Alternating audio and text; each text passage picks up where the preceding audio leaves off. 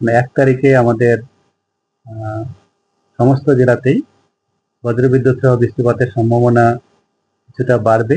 তাতে অনেক জায়গাতেই মূলত আমাদের উত্তরের জেলাগুলোতে, দক্ষিণবঙ্গের উত্তরের জেলা যেমন আমাদের বীরভূম, মুর্শিদাবাদ, পূর্ব পশ্চিম বর্ধমান, উত্তরাংশে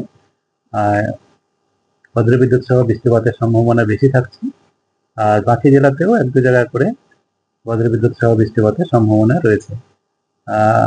তো 1 তারিখ থেকেই বজ্রবিদ্যুৎ সহ বৃষ্টিপাতের সম্ভাবনা বাড়ার সঙ্গে সঙ্গে আমাদের 2 তারিখ থেকে বৃষ্টির পরিমাণ দক্ষিণবঙ্গে বাড়বে, কারণ আমাদের আগে থেকেই বলা রয়েছে যে 1 তারিখ নাগাদ একটা উত্তর এবং মধ্য বঙ্গোপসাগরে নিম্নচাপ তৈরি হওয়ার সম্ভাবনা রয়েছে, যার প্রভাবে 2 তারিখে আমাদের সব জায়গাতেই হালকা থেকে মাঝারি বৃষ্টিপাতের সঙ্গে সঙ্গে ভারী থেকে অতি ভারী বৃষ্টিপাত হওয়ার সম্ভাবনা রয়েছে। তার সঙ্গে দমকা হওয়ার সম্ভাবনাও রয়েছে।